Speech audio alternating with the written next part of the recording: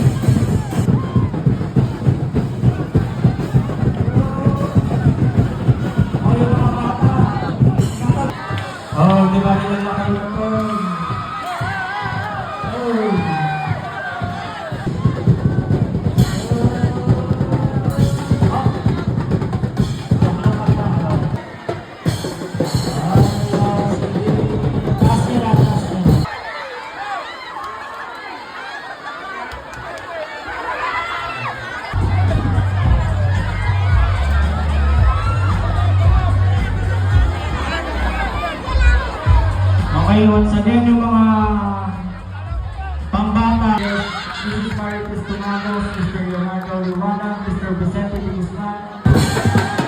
Alright.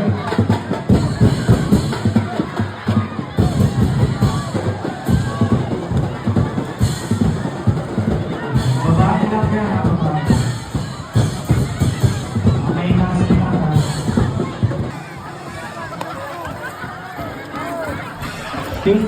Syempre, ang mari kong Jeffrey Mercado na mudmud na naman ang kaperahan. Nampal na naman tayo ng kahirapan.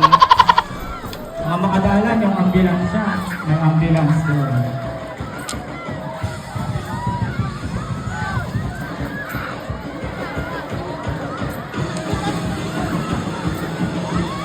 Paulo Sabino, Mike Albino.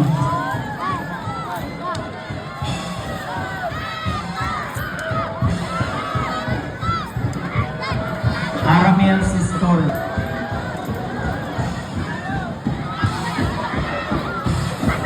Barry Moreno and family.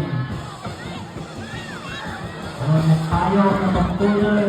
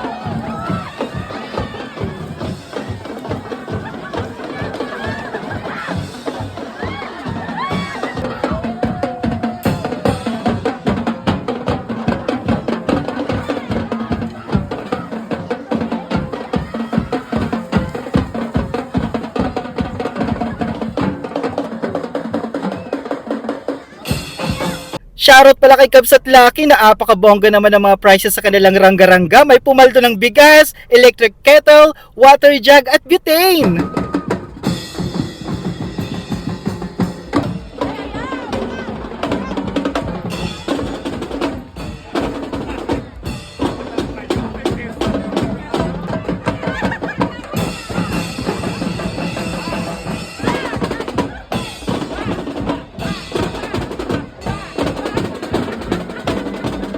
So yun lang naman ang ganap for today's video. Salamat sa panonood!